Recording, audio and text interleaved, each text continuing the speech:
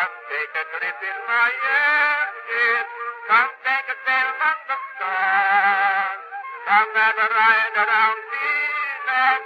Come have a spin around Mars. No one to work while we're busy. No one to see while we school. Come take a trip in my airship and we'll visit the man in the moon.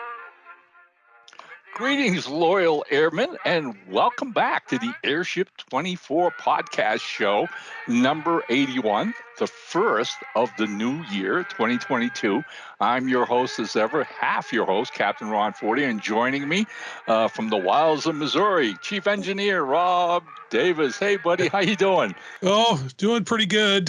Staying well and staying dry. We finally got a little bit of snow yesterday, about that much on the ground. So I hear you got a bunch.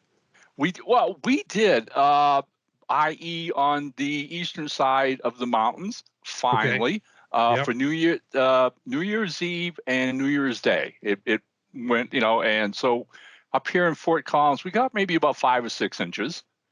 All right. So, it's snow, whatever. Okay. We should wish our loyal airmen a belated Merry Christmas and Happy New Year. It would have been nice for us to have done a show in December, but things just got away from all of us. It just didn't happen. Happen. It was a crazy time for everybody. I'm sure a lot of our loyal airmen and yourself have been watching the news about first we had the tornadoes back east, and then what, 3 or 4 days after Christmas was horrible wildfires in Bloomfield, Colorado. Yeah. That literally destroyed almost 600 family homes. I think the last I heard was up to 1,000 now homes, but only 3 people missing. I don't think. Yeah, that's a miracle. That's a miracle in and of itself. Or not, but 3 people are missing. That's incredible given the pictures of that fire. Yeah, and it was like 24-hour coverage here locally. Oh, no doubt. Yeah. And again, bravo to all the firefighters, the EMT, and all the people who did their best. And what's happening right now is, aside from state officials, there's a lot of church organizations that are funding programs, and the Red Cross is involved and everything else. And it's sad that it takes a tragedy like this to bring out that sense of neighborly community, selflessness, but we're seeing it more and more every day. And God bless everybody who's on those front lines. So, hey, thanks, people. Yeah, it's a lot of them are already overworked because of COVID and exactly, and now Omicron. So that's just one more piece of junk to be dropped in their lap. But they seem to be. They keep on keeping on. Thank you to all of them for all the hard work that they do. I call them the Lord's love warriors, Rob. That's my nickname for all of them. Okay, and that's not a bad title. I think they're saints among us. I really do. God bless every one of them. Yeah. Okay. Hey, look. Since we haven't been here for a while, I'm sure all our loyal airmen can't wait for the bad jokes. Oh yeah. And I have the dubious honor of kicking off this episode. So hang on to your hat. This thing is, I dug it up real late this morning when I realized we were going to get to do the show. All right. A Mormon was seated next to an Irishman on a flight from London to the U.S. After the plane was airborne, drink orders were taken. The Irishman asked for a whiskey, which was promptly brought and placed before him. Yep. The flight attendant then looked at the Mormon and asked if he would like a drink, to which he replied in disgust, "I'd rather be savagely raped by a dozen whores before I let liquor touch my lips." At which point, the Irishman handed his drink back to the attendant and said, "Me too. I didn't know we had a choice."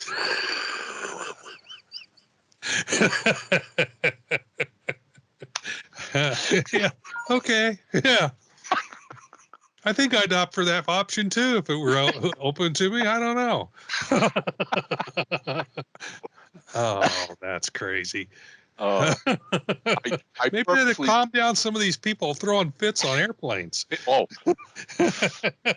more and more so lately. We live in strange times, my friend. Strange times. Oh yeah. But hey, you know what? We actually got some books out. Yeah. Since our last show. We got 3 of them out. 2 under the wire for 2021, giving us a total of 23 titles released. Was it that many? I thought it was only 21. It was 23. It was 23 with the Brother Bones Brave Tales being a reprint. So in actuality, 22 brand new titles. All right. And as we're going to talk here, one of the new releases is also our very first release of the new year, 2022. Right. So I'll let you start that off, buddy. Okay. Released since our last show. Dragon Throat, The Chronicles of Altiva by Teal James Glenn. An otherworld fantasy adventure with all interiors by Chris Nye. Completed and is out there on Amazon as we speak. The Kindle version is out there as well. Yours truly provided the cover. Right. And that was an 11-hour rescue for us, which I am still very appreciative of, amigo. You did a great job. It was a beautiful I think piece. we talked about this in a previous podcast where I had become totally unsatisfied with the job that I was doing on the cover. So we ended up I forget who we handed it off to. I'm just blanking. Michael Youngblood. Yes, Michael Youngblood. And then Michael couldn't do anything, and I thought, okay, couldn't do anything until like March, I think it was. And I said, okay, well, let me show Ron what I did get together, because after we talked about it, and you explained exactly what you really wanted on that cover, I went, well, what I gave you, while I'm not thrilled about it, it sounds like exactly what he was looking for. So I sent it was incomplete. I think I'd done some coloring work on it and had just got to the point where no, this is not working for me. So I sent him the uncompleted coloring of the cover, and he looked at it and went, yeah, that's exactly what I want. And I went, okay, I'll bear down and just finish it up then. And put it out there. Yeah, everyone's gone, hey, this is a great cover. And I'm going, yeah, okay. Everybody loves it, including, yeah. I mean, our author, right, Teal James Glenn, had seen our podcast, all right, and of course was scratching his head. And then we bring the book out, and he looks at the cover, and he got a hold of us, and I love that cover. What's wrong with that cover? Was fun. So, I just, I was looking for something a little more fantasy oriented, a little more, with a little more punch to it. But then after you explained exactly what you wanted, I went, okay, well, yeah, that's pretty close to what you wanted. So it's just a matter of putting, the right colors and putting the two suns in the sky. I think really was the final touch. I think that did it. Yeah, I would agree with that. That gives it an otherworldly feel. You made a comment in one of your messages as we were, going through this about, we creators, whether writers or artists, tend to be our own worst critics. Yeah. All the time. And that's not necessarily a bad thing. I think it's a good thing. I think it keeps us in check about wanting to be better all the time and not being satisfied and saying, okay, but, and then move on to the next piece and say, I can make this better. I can make this better. I think it's the creative drive that we have. And again, it showed in that. Inner critic, I call it. Yeah. Yeah, totally. Okay. Hey, so then actually what became the last book of 2021 was Nancy Hansen's new Sinbad novel, Sinbad and the Minotaur, a full-length novel in which Sinbad and his crew, the Blue Nib, travel back in time, all right, to the Mediterranean island of Crete, where they must battle a mythological monster. Gary Cotto provided the interior illustrations. Nice. And Ted Hammond did a great cover. Knocked it out of the ballpark. As he always does. It's just astounding. Another great one from him. Yep. It really worked well. And so that was it. That was the wrap up of 2021. And as Rob and I are recording this, the first new title of 2022 was released on Amazon this morning. Rob, what was that? Yeah, it was. Right now we're recording it. It's 2 p.m. 2:05 p.m. is what I have on the 3rd day of January 2022, and that first book that's now on Amazon is Sherlock Holmes and the Adventure of the Iron Crown, a brand new full-length novel by Michael Black and Ray Lovato. Yours truly was doing the illustrations, and Morgan Fitzsimons signed on to do the cover and completed it. And it's now up on Amazon. I'll be working either tonight or tomorrow on the Kindle version of it that will hopefully go up. But the website's updated, so if anybody wants to hop over there and jump on the links to get to it, you can do that. Probably by the time this shows up, the Kindle might be done. It just depends on what I can get done this evening, editing this and doing that Kindle version. Kindle may be the next day or two. Right, and Morgan Fitzsimmons did the cover, to which I am very happy about. She did a beautiful job. She's great with watercolors. And I just, before coming on to the show, got an email from one of the co-writers, Michael Black, who, they just saw that cover for the first time today. And Michael wrote back all happy and basically wanted us to pass along to Morgan how much they love the cover. And he saw it as a very traditionalist Holmes and Watson, which is what they were going after. One of the things I want to, we didn't listen to the agenda, but I want to make known to all loyal airmen. During the course of Rob doing the illustrations for this particular novel, there were one or two scenes that I was tickled pink with, and we should mention a little bit about in the fact that in his career writing the Sherlock Holmes story, Doyle actually created at least 3 recognizable inspectors of Scotland Yard who pop up in the various stories. Now, most fans, the common fans, know Lestrade, thanks to the movies and the TV shows. But there were 2 others. There was Gregson and Hopkins, and they do pop up in the canon, in the stories. It could be argued that not Hopkins, Gregson actually shows up more often than Lestrade does. Than Lestrade, right? Yeah. So here we go, right? So the kicker is Ray and Mike in writing their story. All right, and I won't get into the whole plot because it's really well done. It's really stretched out. But ultimately, each of the inspectors gets involved with something, not realizing they're all tied together. Yep. It takes them all ending up at 221B for Holmes to basically say, you're actually all working on the same case. And I'm loving this, right? And I knew it. The mathematics fell where Rob was going to do an illustration with all of them, which is one of my favorites in the book. But then we got to talking about the fact there was another illustration that you took inspiration from an old Sidney Paget illustration. So actually, it's not. I did 2 that were based on other artists, but they weren't Sidney Paget. Okay. Thanks for the correction. And the signature on them isn't clear enough to be absolutely sure who was doing them. But they aren't Sidney Paget's. Although there have been inspirations from some of the illustrations from him as well. But they were from what I want to lead up to is that Rob actually wrote a nice little bonus feature in the back of this particular novel and shows you those original illustrations by this other artist that inspired his own illustration. It's a great little feature. I loved it. I think it's a great addition to a great book. So, hey, again, been with us through thick and thin with this series. You're going to love this one. It's really well done. Lots of fun. Yep. Ron tapped me on the shoulder when we did talk about where the inspiration for those 2 illustrations came from. And I told him, he says, well, why don't you write a piece for that in the back? Because we used to do a lot more of that early on. And we've actually had some of our fans have actually said, why aren't you doing more of that? So I think that kind of is what inspired Ron to tap me on the shoulder and say, hey, go ahead and write one on this one. So it's just a little added extra feature on this one.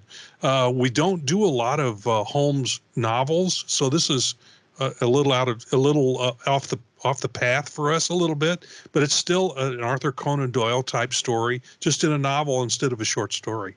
But I enjoyed the heck out of reading it. It was a great little story. Had me going all through. So there you go. It's well worth your time reading if you're a Holmes fan. Amen. All right. So now, usually we jump on to things like, what's coming next. But before we do that, last year, when we wrapped up, 2019 it was, or 2020, I should say, when we wrapped up 2020, we had done an episode. And in that last episode, we had done a little review of the books we'd put out during the year, and just off the fly added whatever comments, thoughts, recollections of those particular books. And we thought we'd do that again this year because many of you wrote and enjoyed that feature a great deal. So that's what we're going to do here. We're going to talk about the 23 books that we did put out in 2021. Again, basically, Rob and I have a list of the titles. I'll kick it off and we'll just go back and forth. Either one can make whatever comments, we want to make or whatever. So the first book that we actually released in 2021 was Jezebel Johnson, number 7, Mastiff by Nancy Hansen. And it's, again, I can't say enough good things about this Pirate Queen saga that Nancy's been doing for us. Every single new chapter she turns in is a gem. And we've said it many times on these shows, Rob, but the reason they are so good is not only her writing and imagination. She does action, characterizations, everything you expect in a good adventure novel. But her research is meticulous. And it's set in the real world in that time of pirates and freebooters, the politics of the various nations and whatever. So Mastiff was a really, really great way for us to launch a new year. Yep. And right after that came in Rune Master, which has gotten Rune Master Shield Maiden's Quest by Mike Bullock. This one has gotten a lot of comments from fans going, where's the next one? Where's the next one? So unfortunately, I have not read this particular one, but this has got a lot of people talking. We haven't done a lot of sword and sorcery or fantasy books like this. So I think it's different, and fans are really responding well to it. I think 2021, now that you mentioned that, and we're going to show it as we read through the list, I think it ended up being that year that we started breaking into fantasy and starting with Rune Master. We do need to give a tip of the hat to with Steve Otis, who did the cover, very Frazetta-like, and our good friend Chris Nye, the interior illustrations were just gorgeous, and we're really hoping to get Chris back on another project soon. He's busy on comic work, but hopefully maybe in 2022 we can wrangle him for another. I did talk to Mike Bullock. He does want to write a sequel, so fingers crossed. I understood there was one coming. Yep. Okay, so then we got real classic, The Musketeers, The New Adventures. And this one had new stories of Alexander Dumas' classic heroes by Paul Beal, Joel Jenkins, and Alan Porter. And another book that was, I think, really well received. Ed Cotto did the interior illustrations, and Adam Shaw, that dynamite cover. Oh, yes. Adam Shaw. Not worthy. Ed really pulled out all the stops on this one. He really enjoyed doing this one. So it shows in the illustrations. And he goes, "You're going to keep me on this book for the next one, aren't you?" Then we said, "Well, sure, absolutely. Okay, definitely. All right." And then our biggest seller of 2021. That's why I stumbled, because I'm going, how do I talk about this one? And your tongue, it takes a little while to get over this one. The Incunabulum of Sherlock Holmes by I.A. Watson. And most everything in this book are reprints from other books that Ian had written Sherlock Holmes stories for. And we collected them all in one place. We had to wait. We wanted to do this, I think, the previous year, but we had to wait for one of the rights on one of the stories to expire so that we could reprint it. But this is kind of offbeat stories. They're not quite in the same wheelhouse as the consulting detective stories are. Some of them are told third person rather than by Watson. And there's one that doesn't even have Watson in it. That's I'm not gonna. If I say anything, I will give it away. But it's a real offbeat tale, and involves Holmes's addiction, quote unquote, or use of cocaine, and what might be some of the repercussions from that. So and it's not what you think. Okay, but it's really worth your time and effort. And so Rob already mentioned we do have a format, a caveat for the consulting detective books, whereas Ian had written again all these other great short stories, and he came to us and said, "Would you guys consider collecting them?" As long as it wasn't part of that consulting detective, it was a gift to us from Ian. Thank you so much. Ian is such a great writer. And even though there are fantasy elements, like Rob is alluded to, whatever, every story is a gem. It's really a gem. So again, if you're a bona fide Holmes fan, this is something you definitely want in your library. Yeah, it doesn't go far completely outside into the realm of the ridiculous, but everything makes sense, and it does fit somewhat into the canon in its own way, but it's different from anything else that either Ian's done for us or anybody else has done for us in the Holmes canon. But it's and apparently the fans think so too, because I just finished up doing the fourth quarter royalties report to send off to Ron, and again for the third quarter in a row, it was our number one seller. I mean, it's 3/4 of the year it was the number one seller. Seller. Yeah, just an incredible book. So doing well for us. Thank you, Ian. Thank you. All right, and then after Holmes in the Foggy Streets of London, we released another, The Masked Rider, Wild West Stories, Volume 3. And this one had a novella by Gordon Demowski and short stories by our pals Thomas McNulty and Kevin Findley. So there you go. We've gotten out 3 Masked Rider anthologies. We've got more on the way. We're collecting stories. Right. But these are a lot of fun for us to do. So there you go. And after that, we started a new series. Yeah, and this is set. If I recall correct, this is set in the modern age. This is not the pulp era, but it's pulpy. So, but it's killing. The name of the book is Killing Shadows, and Shadows is the name of the protagonist in this book. And he's again, this is one I didn't read. I did the cover for it, so I have pretty much an idea what's going on in it. But it's hard to explain exactly what he is. Yeah, if you can give it a shot, Ron. Yeah, it's basically, John Shadow's father was a British agent, so think James Bond, all right? Right. But who married a Chinese woman who's a master of martial arts. And so those are his parents. So it's very much a ninja, the saint kind of mesh thing. All right. Yeah, he's a private agent who helps people in trouble. And about the best way to describe the whole series.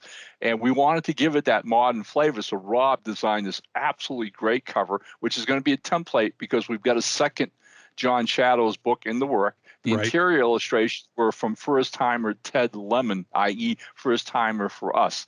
Ted started working on the illustrations for the second Shadows book. Unfortunately, he came down with COVID, and that put him out of commission for a while. So, we weren't immune from that like any other business. But with fingers crossed, look for the second John Shadows book out in 2022. Yeah, I think I've already done the cover for that, if I recall correctly. Yes, you have. I think it's ready to roll, except for the interior illustrations. Right. Yep. Right.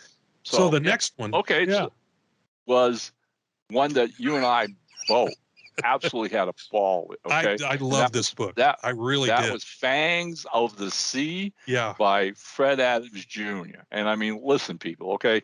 If you're a pulp editor, publisher, and somebody writes you and says, "Hey, I have an idea for a vampire pirate book," send it in, please. Vampire pirates, okay? And it's man. I had so much fun reading this, and then definitely there was nobody else I wanted to touch it but Rob as far as the interior illustrations, because I knew Rob would love it as much as I did. Yeah. Oh, which yeah. he did. And then it was time for the cover, and we went right back to Mr. Adam Shaw. Hey, I mean, this is one of 5 or 6 covers that I am putting up for a Pulp Factory award. Absolutely. This year. Okay. I mean, Adam is such a great artist, but even this one tops. I think it's one of the best things he's ever done. When you see it, I mean, there's the color composition on this is stunning. And then you have like this blue tone, but this Blackbeard type character with red eyes. Holy smoke. I mean, this, again, fun book. Thank you, Fred, for giving it to us, and for Adam for that cover. I was tickled to get this one out big time. All right. And then came Pulp Mythology Volume 2. And I couldn't, it took me a little bit to realize that we hadn't done more than 1 volume of this book, because it was quite a while ago that we did the first volume. But anyway, this second volume it has Samantha Lionhard. Not sure how to pronounce that. Sorry if I messed it up. It'll happen. Mel Odom and Michael Panush. And Mel Odom got the cover with Ted Pecos Hammond. Bill. Bill. Who is a Texas or Southwest mythological character, kind of like Paul Bunyan. Paul Bunyan. Like Thank you. Bunyan. I was thinking I could remember Blue the Ox, but I couldn't remember Paul Bunyan. It's weird how your brain will freeze on certain things like that. But yeah, he's a very Paul Bunyan-esque, tall tale type of guy. And Mel said he had a blast writing it. So you can imagine so that he wants to do more, and we're not going to. Trust me, we're going to twist his arm to get more. But the rest of the book, Samantha did a Hercules story, which was exceptional. And Michael Panush gave us one of the Russian Baba Yaga witch. Oh, yes. Yeah, I'd forgotten that was in there. Yeah. Which lives in the house that walks on chicken legs. It has long, stilt-like legs. Yeah. I first heard of it. And Gary Cotto did the illustrations. Boy, this book came together so beautifully, with Ted doing the cover of Pecos Bill. Okay, there are times we do books that we get really hyped about for no other reason than the fun of them. And this one was one of those. All right, so then after that, hey, we're talking about fantasy elements. Okay, after that, we launched a new Nancy Hansen fantasy sci-fi adventure. I guess that's the melange you'd call it. Okay, it's a thing called the Silver Pentacle, and this thing has got elements, like I said, of post-apocalyptic world, mystic creatures, alien creatures, and whatever living on this earth after this whole apocalyptic thing happened. All right. And she threw the kitchen sink into this thing, basically. All right. Which is the way it's hard to describe like so. But in reading it, I have a good friend who lives here in Colorado that we get together every once in a while, an artist named Guy Davis. And Guy is a big Star Trek fan. He has his own website devoted to Star Trek, and he's created his own ship and crew, Rob, and stuff like this. Yeah, wow. And so at one of our coffee get-togethers, I mentioned Silver Pentacle, and I wanted to get Guy involved with Airship 27. So we sent him the book, the manuscript. He loved it, started doing the illustrations, and as he was doing the illustrations, I realized his kind of drawing and style were perfectly suited not only for the book, but for the cover. And we turned around and offered him the cover, and he did it. The job was beautiful. He's now involved with the second volume of Silver Pentacle, and Nancy couldn't have been happier when she saw the first book and how well it was done and what Guy did to it. So they pretty much partnered up. He's working on volume 2 while Nancy's almost finished writing volume 3. So I've been following it on her Facebook page. Yeah, she's talking about it. Yeah. Oh, yeah.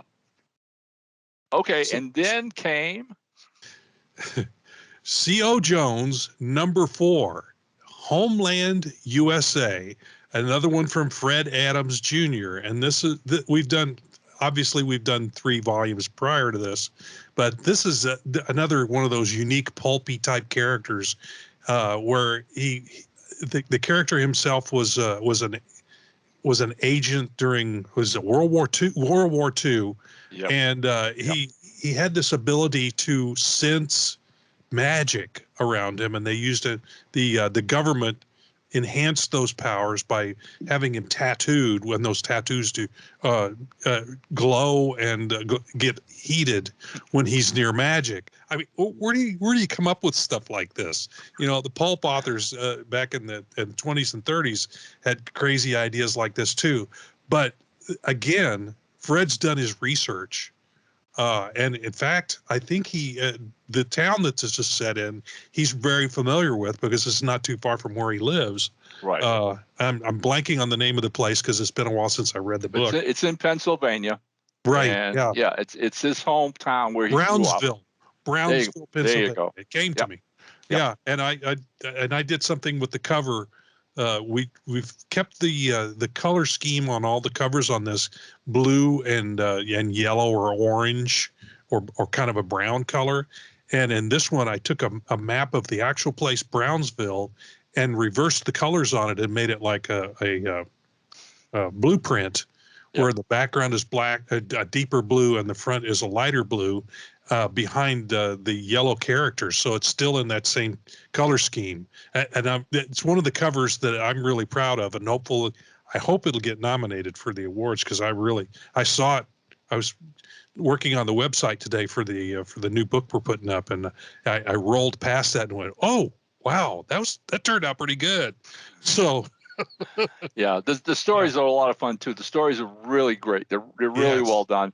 It's a fun series. I think it's one of the first series that Fred gave us of the 5 or 6 series that we're doing. Yep, I believe so. I really hope he continues it. And speaking of series, we segue into Barbara Duran's third and final Chinese martial arts California gold mine series, Wu Dang. And this one was subtitled Return of the Wanderer, which completes the cycle. Wu Dang is the Shaolin monk martial artist who, for whatever reasons, has to flee China and ends up in California during the gold rush days, and meets all kinds of people in California, miners and outlaws and pirates and mystical creatures as well. There's a lot of Chinese fantasy and magic in this.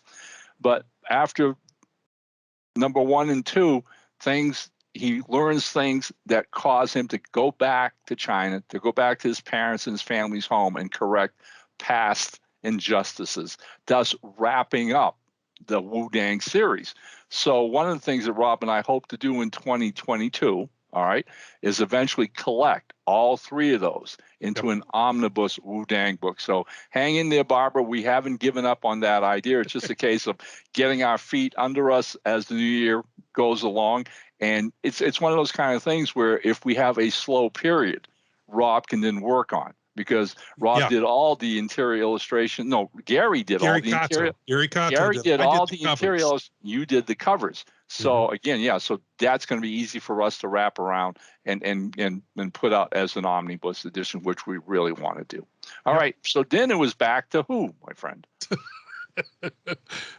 Back to Sherlock Holmes Consulting Detective Volume 17, with stories by, as usual, I.A. Watson and R.A. Jones and Jonathan Casey and George Takis, all giving us stories in this one. Again, this is I did the illustrations on the inside.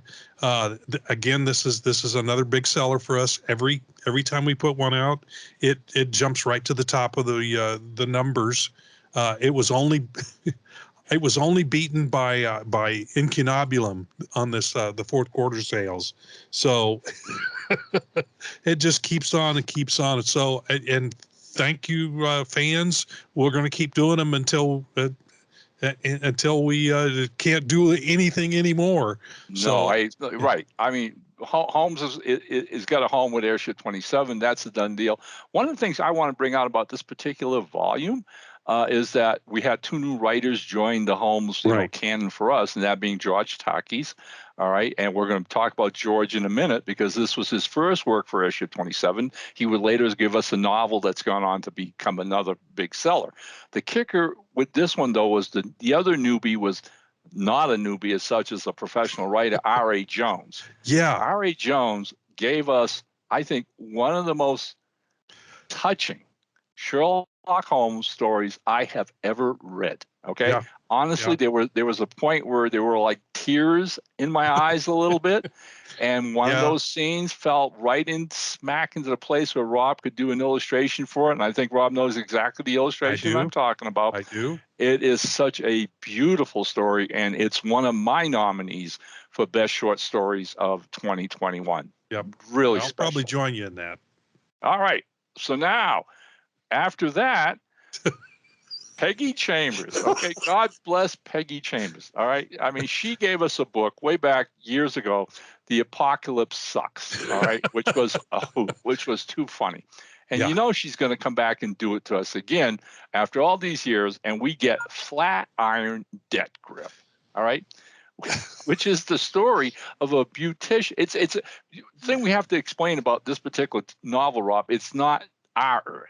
It's an alternate Earth, an alternate world. Where vampires and werewolves live. And our heroine literally runs a beauty shop in downtown Brooklyn. And at night, she puts on this mask and goes out and fights vigilantes in a pink outfit in Central Park. And one of her weapons of choice is a hair flat iron. A hair flattener, a flat and look, iron. As silly as it sounds, Peggy makes it work. Yeah. All right. The story is great. The characters are awesome. And we had the real fun of working with a young teenage girl named Gabrielle Seance, who is a dear friend of mine. She took one of my comic book writing classes several years ago here. And so gifted as an artist, as a writer, just an all-around creator. She's such a wonderful girl. And I thought it'd be fun if she had an interest in pursuing this, which she did. After she read the script, she wanted on board. Rob became her art mentor, all right, and helped her a great deal with composition. We struggled through this one. Yes, we did. But thank you, sir, from the bottom of my heart, because it worked. It actually worked. Yeah, the illustrations. It took us a little while to find the little balance between how I could help her do what she needed to do. Right. And it took us a while because she's still in school. Yep. And when we did this, she was doing online stuff.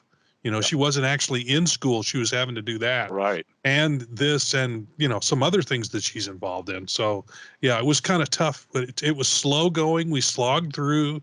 We got to the end. And now she and Peggy are doing a graphic novel of this adaptation of story. So that sounds like a lot of fun. Yeah. It's great that those two got together. I think they really complement each other. So very much sounds like they're having a blast. Yeah, so I'm going to be very anxious to see some of those pages, believe me. Yeah. All right. And then we mentioned George Takei. So go ahead and let him have it.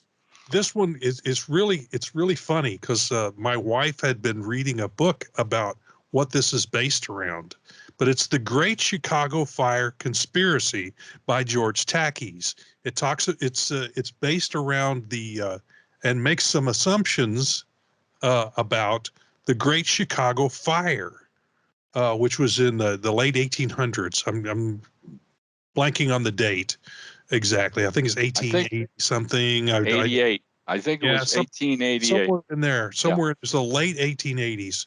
Yeah, it was a good 20 years after the Civil War. Yeah, and like I said, my wife had when this came across the transom, she was telling me about the book and some of the crazy stuff that went on in the fire, and then this comes across the transom, and I'm going, wow, okay, this is. But we were coming up on the anniversary of it for some reason, and so my wife read that, and she was telling me all this stuff, and then George's book comes out and it's talking about the same thing. And I don't want to say much more because it'll give away some of the intrigue in this book. But it postulates who actually set the fire, and it wasn't Mrs. O'Leary's cow. And Gary Cotto comes through again. Yep. And really, okay. Kept him busy this year. Yeah, we kept Gary off it for sure, and he does another great job with this. Gary is one of those artists that really senses what a story's about, and he can be very cartoony if he wants. Whereas he pulled back on this and gave us a much more realistic approach to his art, which worked excellently for the story.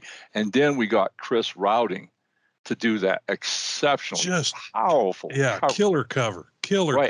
And I'm sure you might have seen on Facebook because George sent me a copy of it.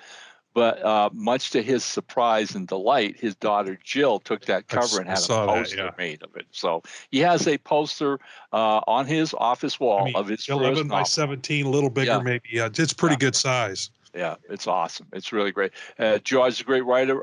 He's already turned in, I'm trying to think, a Secret Agent X story for us. Yes, yeah. Which is going to be part of the new volume. I'm almost wrapping that up. I just the other day got in a novella from J. Walt Lane, which this will be Secret Agent X Volume 7 for us when we put it together. So looking forward to getting that out there.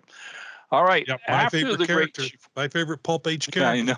Agent X. So then after that, we went back to the anthology series, Mystery Men in One, Volume 7, with stories by Curtis Fernlund, Teal James Glenn, Harding McFadden and his daughter, Eleanor Hawkins, and our late dear friend, Greg Hatcher. This was the second anthology, Mystery Men volume, woman that featured his Dr. Fix-It character, okay? So here's the thing. Again, another great book, another great Adam Shaw cover based on suggestions by Rob, all right? The thing is, Greg, before he passed away last year, had not only completed a third Dr. Fix-It story, which will be appearing in Volume 8, which we hope to get out this spring, all right? Yeah. But had started even a fourth. So I have been in communications with his wife, Julie, who's a wonderful woman, absolutely wonderful. After we publish Mystery Men and Women Volume 8 later this year, and that'll be those 3 first Dr. Fix-It stories, okay?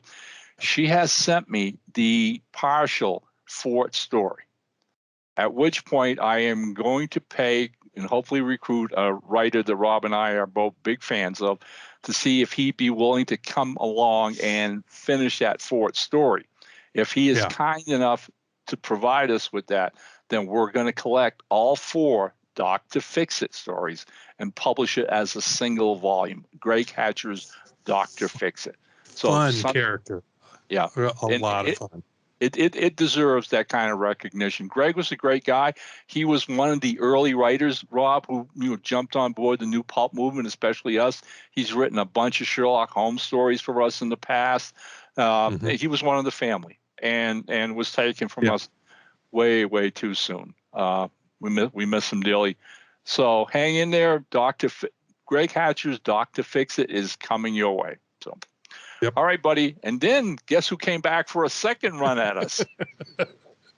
Jezebel Johnston, Volume 8, Revelation, by Nancy Hansen. And again, we just talked about Volume 7, and she just keeps right on rolling along. She's a writing machine. She's a writing machine. And I think we talked, I don't remember where we were talking with her about this, but it was something about, you said, well, she's promised us 12 and that it will go to 12. And then she comes back and says, I only said I'd do 12 for you. Who says I'm going to stop at 12? And I went, okay. She's just rolling right along. I've illustrated every one of these. I've done several of the covers. And I'm having a blast reading this book. Oh, the cover for this one is stunning, folks. Honestly, like Rob said, he'd done other covers. Yeah. But in the end, he did the cover for this one as well. and it's one of my favorites. Yeah, there it is. There's the black and white version. Whoa. Oh, not like that. Down there, right there. Right. Oh, I love that. That colored, and that's one of my knobs, buddy. Giving you a heads up for best cover of the year.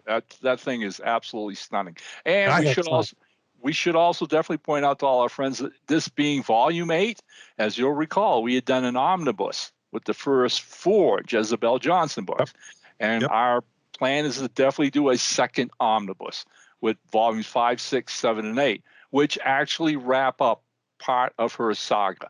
But boy, I tell you, read these from the start. It's an amazing series. The characters are fantastic, especially her central character, Jezebel Johnson. And I really, Rob and I finish, every time we finish one of these, it's like, what? We got to wait for the next one? All right. Yeah. Thank you, Nancy. Nancy, just keep pumping them out, please. These are awesome. Yeah. Okay, and then yours truly gets to get up at bat when we had this whole brouhaha about Amazon giving us the opportunity to do hardbacks. At which point we were going to do a test run, and Rob suggested, wasn't me, honest engine. Rob came up with the idea of collecting the 2 first Brother Bones anthologies. All right, Undead Avenger, and the other one was A Tapestry of Blood. Right. And so we collected all those stories into a hardback edition, keeping the original illustrations, and then again went back to Adam Shaw, who stunned us with a wraparound cover. It came out. I mean, you're doing this. Let me. You got a copy of it there somewhere? Yeah, I don't. Yeah, I do. Hang on. Apologize, turn my back on people, but there it is. Okay. These things are hard to do, but they're hard to do. There it is. There it is. Yeah. All right. Adam, flip it over. Flip it over and show the back. So it's a wraparound. Yeah. Look at that skull. There's a skull in the background. Yeah. So that's a killer. First hardback, I want to say was a success, Rob. I've got a bunch of these. I will probably be ordering some more to take to conventions. They did a beautiful job. I think there's at least 1 copy sold in the 4th quarter. Since we didn't do a Kindle version of that, we actually sell more Kindles than we do anything else these days, right. Which surprised the heck out of me. But anyway, we actually sold a copy of that. It came out late enough in the year that I wasn't sure it would pop up in the 4th quarter, but we sold at least 1 and maybe more in the last quarter. So we don't expect a lot of sales on this. No, they're pricey. We have to admit, they are pricey. This isn't cardboard. This isn't paper. So if you're I think it'll do well at conventions. I think we'll sell copies at conventions. That's my thought. Totally. I think it'll do well there. I'm happy to see them in that collection, especially with Adam's cover on top of it. Okay. Oh man. All right. So now we're getting close to the end, my friend. After Brother Bones, we went back to the Western field, and we did Marshall Horn of Talon's Crossing by Tyler Aufhammer. And this is, when we first started doing this, I didn't think we'd do Westerns. I didn't realize there were a lot of Westerns in the pulp era, but I should have known better because during that period, there were a lot of Western movies. So there would have been a lot of Western pulps as well. Yep. Now, this is one I didn't read, so I don't know a lot about him. But he's a marshal in a small Nevada town. All right, he's got a deputy, and there are, I think, 4 stories of taking place in that town with him, his deputy, and a little, it's a little bit like Gunsmoke, in that you get to know the iconic characters and whatnot. Right. I did getting a sense of that as I was putting it together and seeing the illustrations and placing those. I'm going, oh yeah, this has got that Gunsmoke-like feel to it.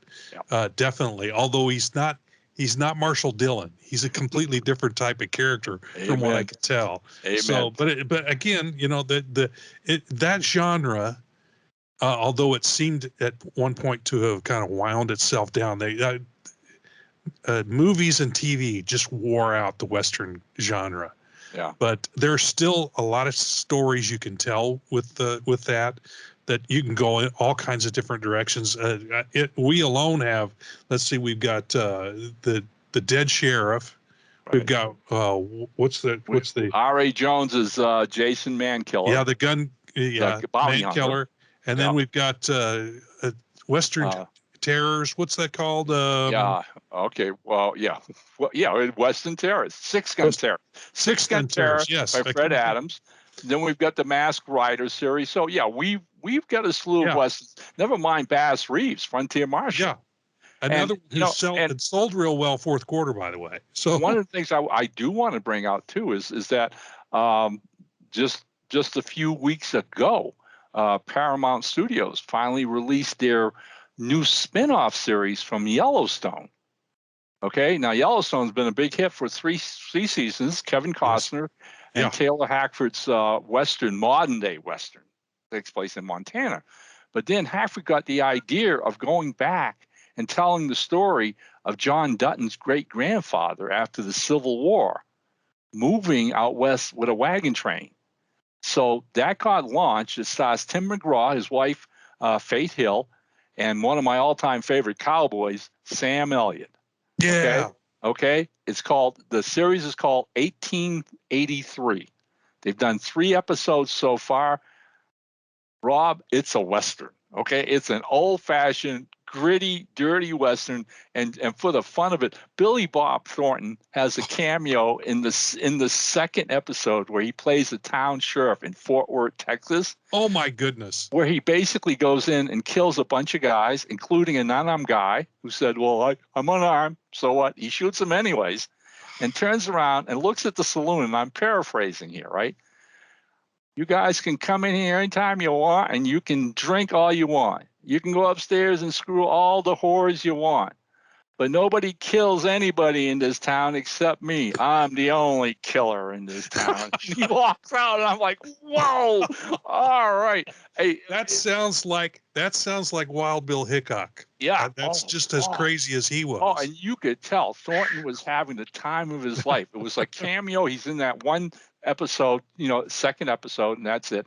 And in episode 3, who do we see for maybe all of 5 minutes?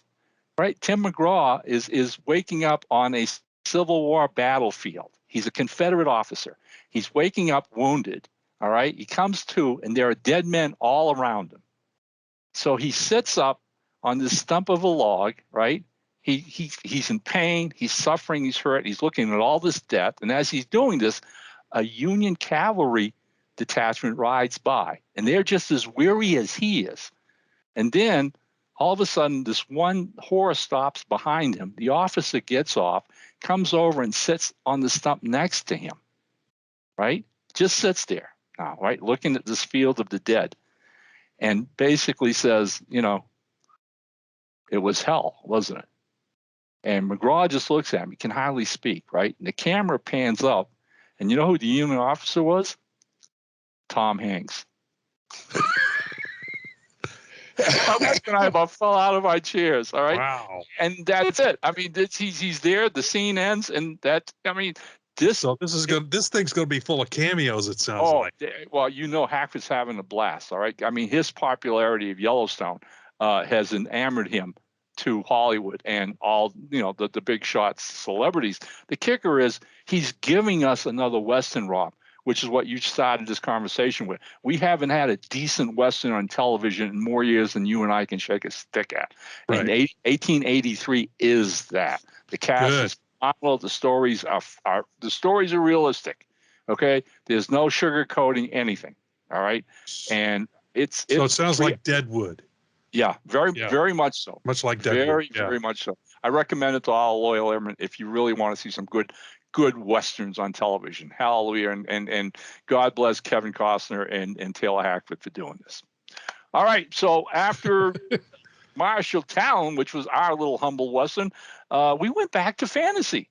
Again, this time with Teal James Glenn in Dragon Throat, the first novel in his Chronicles of Altiva. All right.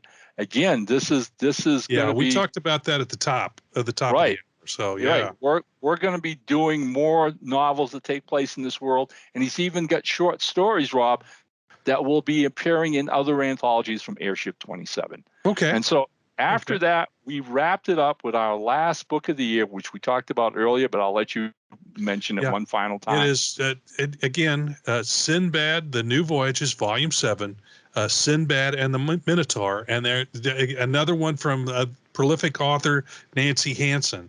So, and as Ron mentioned, the crew travels back in time to the time of the Minotaur, and from what I could tell from the illustrations by Gary Kato, looked like they were having a heck of a time with what they were dealing with. But it's a novel, whereas the previous.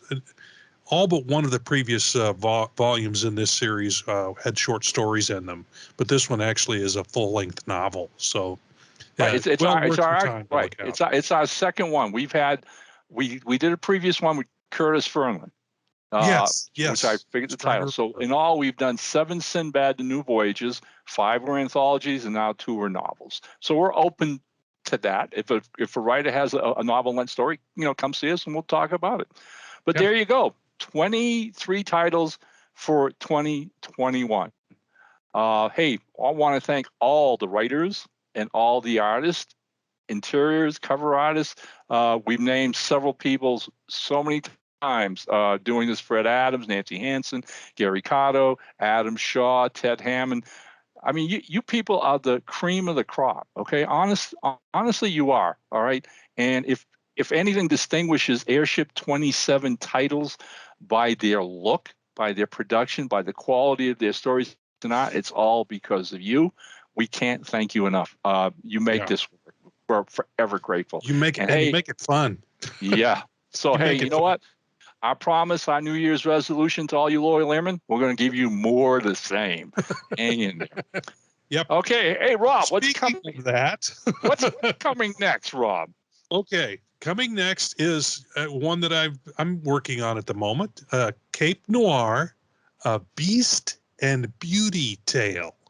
After writing Brother Bones series stories for over a decade, Ron finally decided it was time to tell the complete story of how mobster Harry Beast had his brain cut out and put into the body of a silverback gorilla. Is that pulp or what? Thus, this book is an actual prequel to the Brother Bones stories and sets up the backstory not only for Harry, but for the Bonello brothers themselves, and fills in gaps with other known characters and introducing the reader to new ones. Yours truly handles all the art from the interiors to the cover. I'm still in process of working on those interiors, and I've got one that's in process right here. Ooh, I don't know if you I hadn't even seen this one yet. Right. This one's not finished yet. It's still got some pencil work in the background, so you can see that. But that's Sadie. That's Sadie. Yes. Adam Sadie. Gigs. Yes. Awesome. Yeah. Okay. I'm having a blast with this. I always enjoy doing the Brother Bones books. They're so offbeat. This one's a really adult tale. I mean, there's some sequences in it that I'm going to have to, when I put it up at Amazon, they always ask me, are there any scenes in this book that only people over 18 should view? And I usually say, nah, everybody can read this one. Not on this book. I'm going to have to put a little check mark in that box and say they're over 18 only, please, because there's a couple of sequences that are really adult, and that's all I'm going to say about them. But this is Ron's pulled out all the stops. He said he really struggled with this one because he says novels are tough. But I understand that, but I can see why this one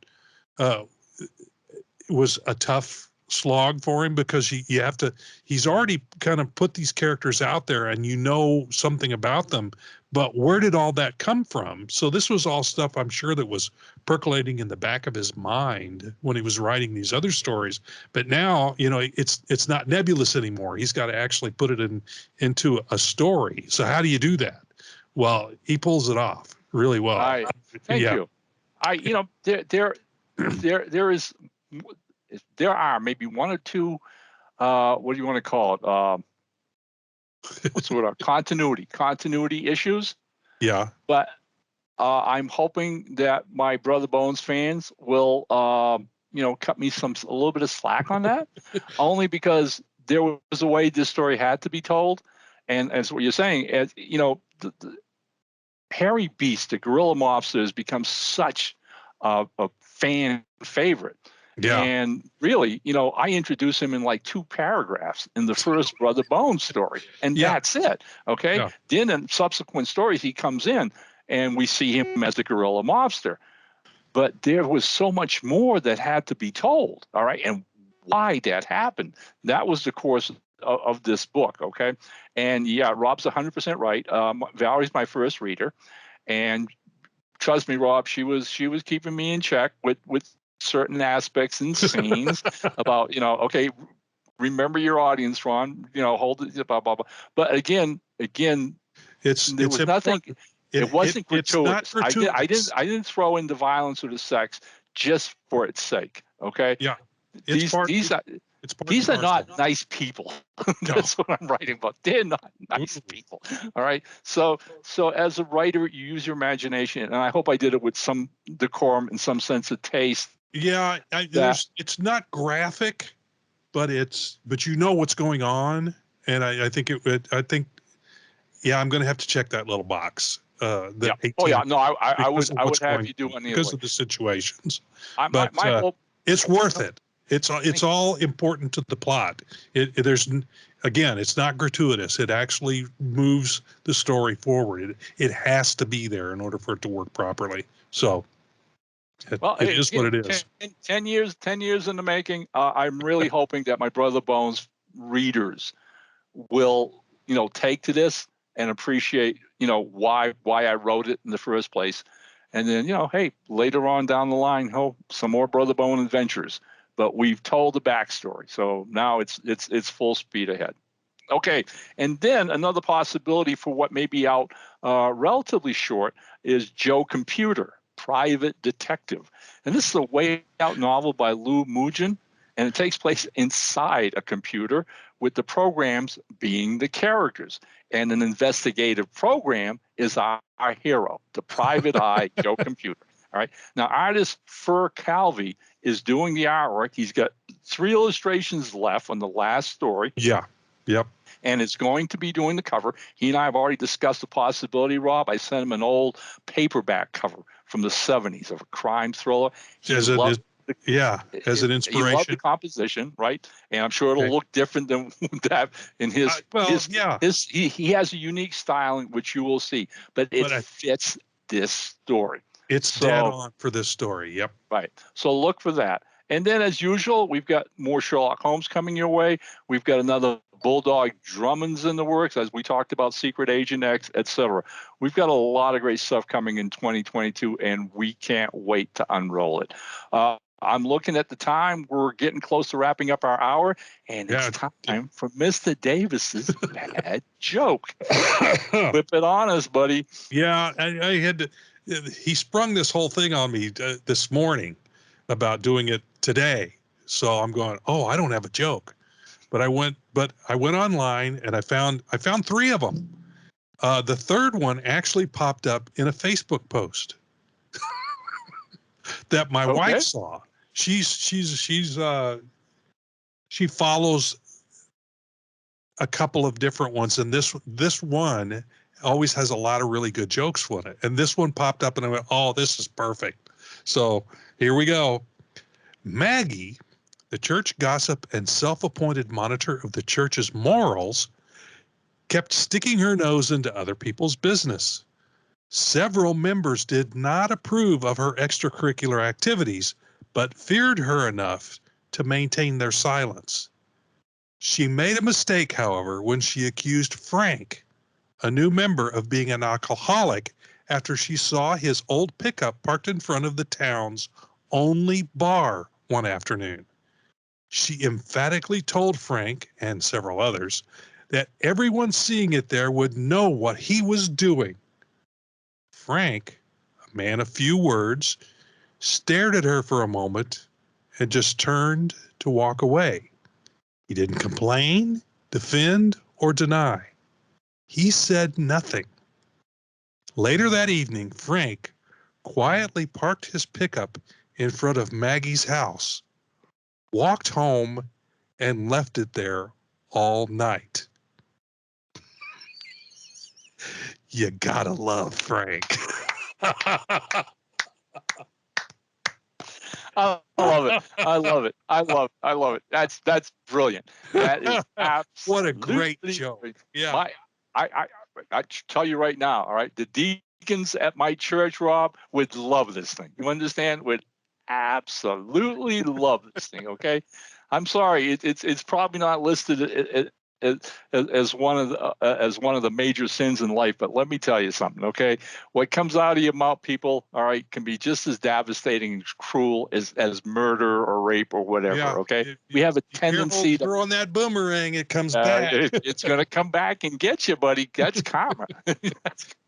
Hey, great. Look, we pulled it off. We got another show done. Our loyal airmen have just given up one happy hour of their lives that they're never going to get back.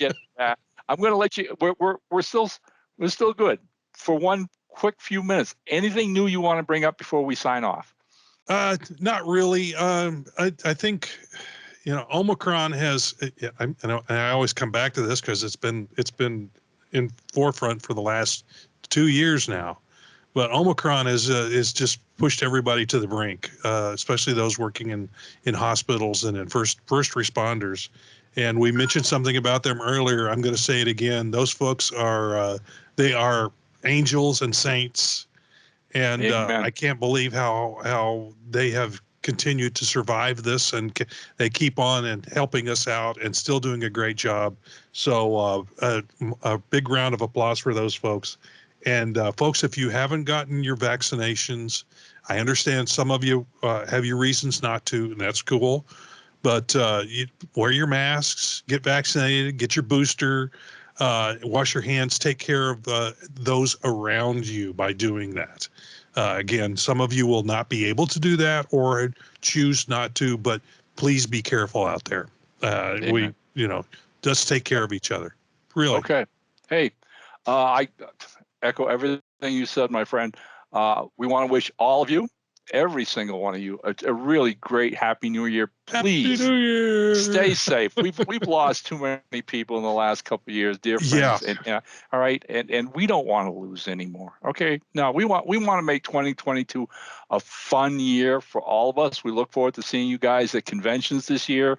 The Pulp Factory Award nominations are going to start up pretty soon. There's a lot of great stuff that we should all be doing and enjoying. Be kind to one another. All right, please. And please. That's it. Rob, sign us off. All right. This is Chief Engineer Rob Davis signing off. And as ever, Captain Ron has the fun of saying, downship.